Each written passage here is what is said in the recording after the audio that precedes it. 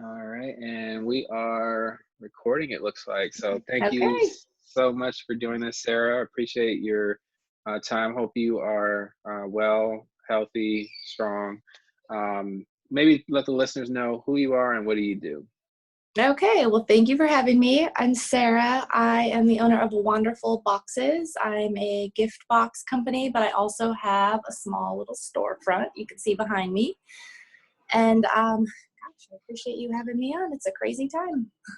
Crazy time. So how did you start that store and how did you start the gift box? Like what was like your first customer, I guess, on the gift box side?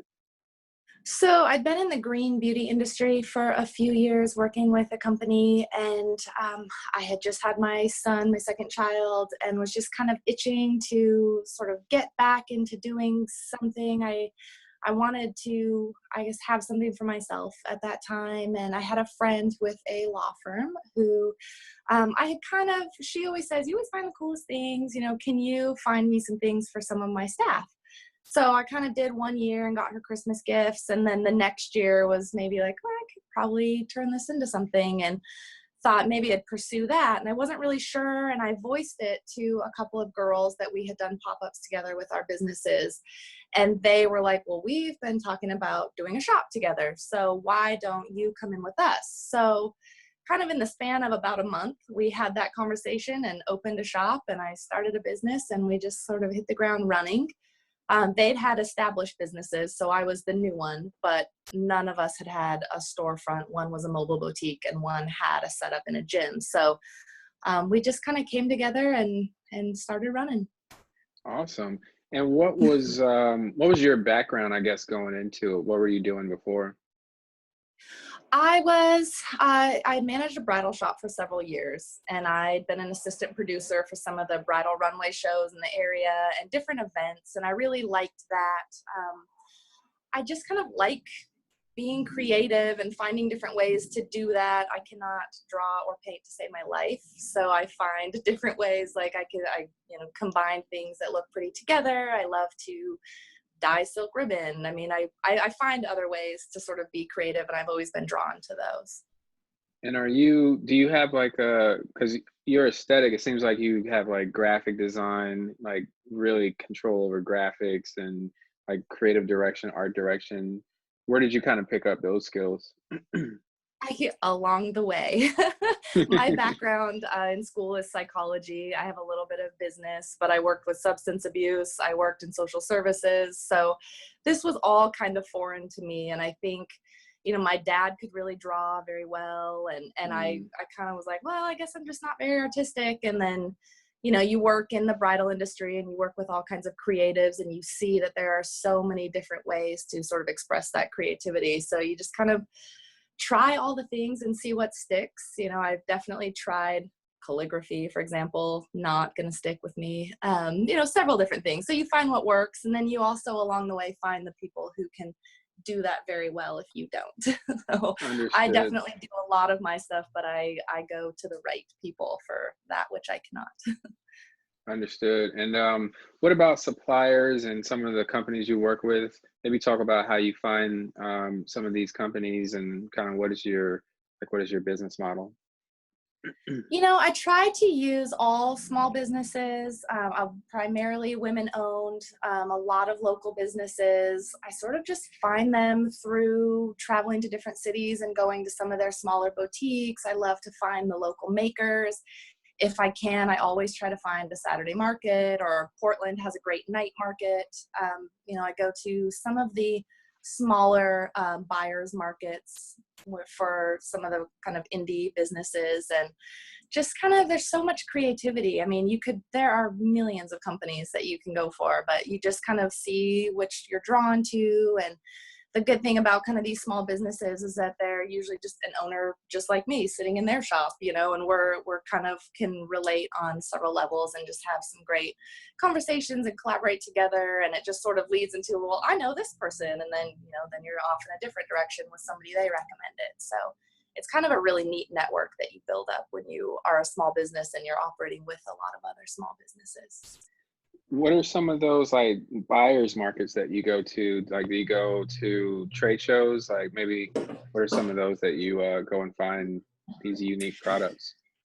So there are a lot now. I've been to New York, I've been to California, I went to Renegade Craft in Denver last year. That was really fun. There are just a lot of these great little indie markets that are very selective about who they allow. A lot of them are sort of, eco-friendly companies that they want. And it's just really, there are some really great markets out there and people that sort of curate these vendors, and you can come across all kinds of stuff. Yeah, absolutely. What was the Renegade fair like? Because I know that's one of the ones I've been to a handful myself, and that's one I haven't been to. But online, I mean, the aesthetic looks really good. Maybe explain like what kind of things you discover there. I found some pottery there. I found some candles. I was fortunate to have a friend whose friend is the director. I'm not sure her exact title, but she sort of runs that show.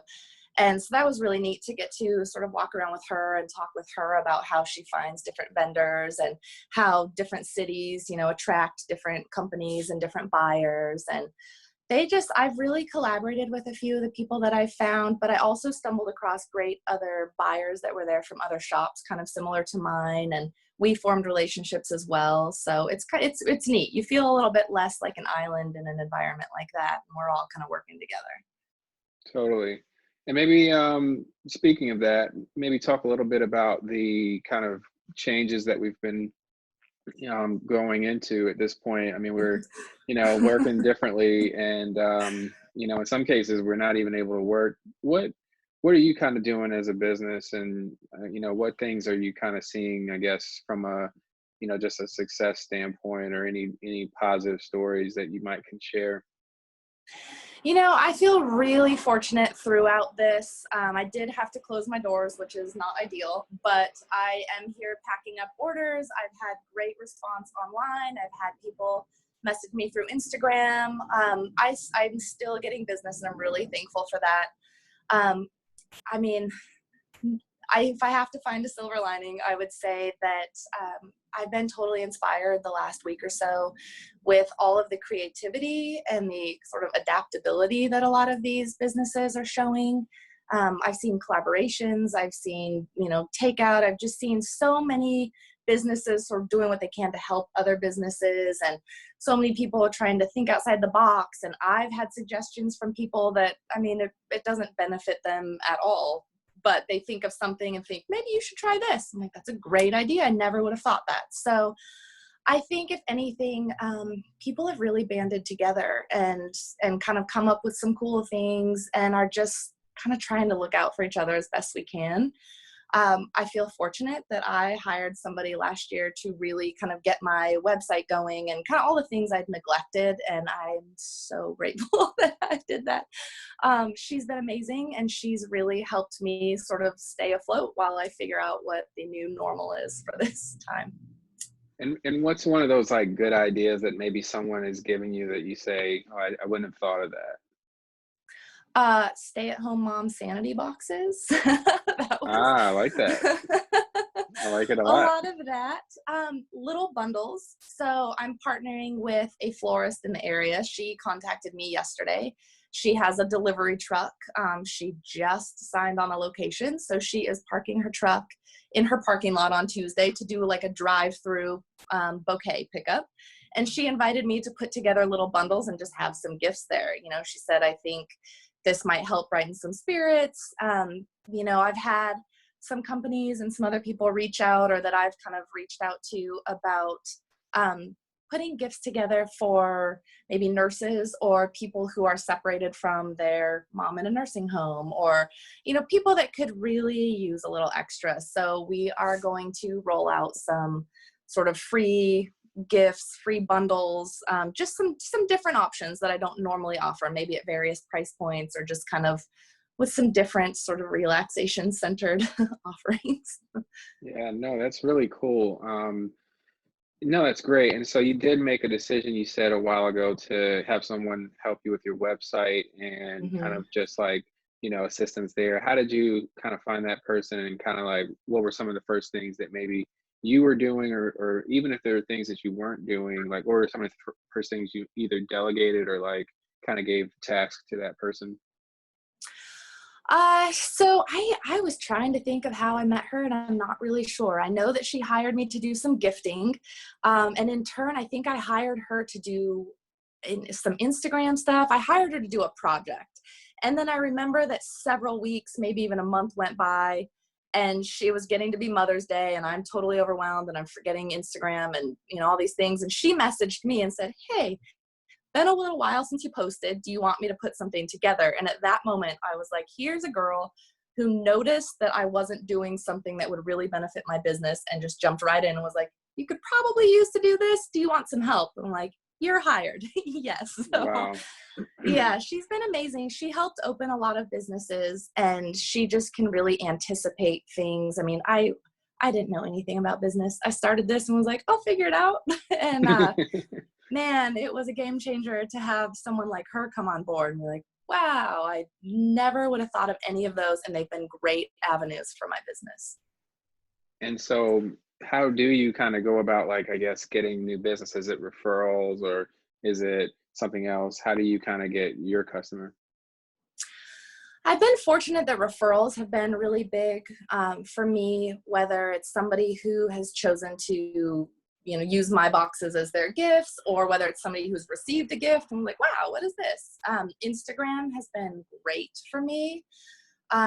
I think just kind of getting the word out. I moved my shop. So I was part of the shop with the other two girls, and then I moved into my own space in November, and I am attached to a salon. And that has opened up all new clientele for me, especially men who get their hair cut that come in and are like, wait, so I can just give you like $100 and you just put a gift together for my wife and it's ready at the end of my haircut? I'm like, yes. And, That's and then insane. they tell their friends In a like, good oh way. my gosh, I had no idea this existed. And then they're like, wait, can you do this for my office? And it kind of goes from there. I'm like, yeah, absolutely. So I Very think once nice. people realize you're here and you can sort of take that off of their plate, it's definitely opened some different doors. That's awesome. And Mhm. so what do you think is kind of like the next steps here? What do you think? Everything's kind of uncertain. Um, what are small businesses? What do we do if we're selling online, or we're doing a lot of deliveries? Like, what do you think, I guess, is next when it comes to how we interact with customers or how we interact with the public? Like, what's your thoughts? I think we all just stay as fluid as we can. It is changing by the minute over here. I think having to sort of tailor our online approach, and not approach, I don't like that word, but just I think that people are really sort of reconnecting differently. And I know for me at least, can't speak for everyone, but for me, I think I'm sort of reconnecting in some relationships that maybe got neglected along the way. I'm spending more time with my kids, which as a small business owner, we know it's hard to find that balance. It is. So I think sort of what I've seen and what I have felt resonate with me online is more sort of relationship driven. I love seeing, a business owner. I mean, like me, I just text Emily that I don't even know when the last time I washed my hair was, but here I am on video, um, and just sort of letting people see that side. I think we all sort of put up that like really pretty pictures and everything's great. And you're like, no, actually, I haven't washed my hair in days. I'm starving. I'm trying to figure out what to do with my business and make it to the post office. And, just sort of seeing that we're all in this, and that, we're all adapting and no one knows what the hell we're doing right now. So, we might as well all kind of be in it with each other. And I think that's a shift toward sort of positive side of social media that I've seen, or at least has resonated with me this week. That's awesome. Well, this is great. I feel like we covered a lot. I think the listeners get to know a little bit more about you and what's behind your business. Where can listeners follow you, connect with you, and support you at this time? My Instagram is a great place, Wanderful Boxes, and that's wonderful with an A, Wanderful Boxes. My website is wanderfulboxes.com. That's the easiest way to get a hold of me. My email, my phone number, everything is on there. you know, however people want. I have a 90-something-year-old neighbor who calls me and orders things and has me deliver. And then I have people, most of the people Instagram me, I guess. And that's sort of the easiest way to update. You know, if I'm going to be here packing orders, I might post, you know, I'm going to be here 12 to 2 today. If anybody wants curbside, I can run it right out to you. So for me, that's been the easiest way to kind of stay in touch.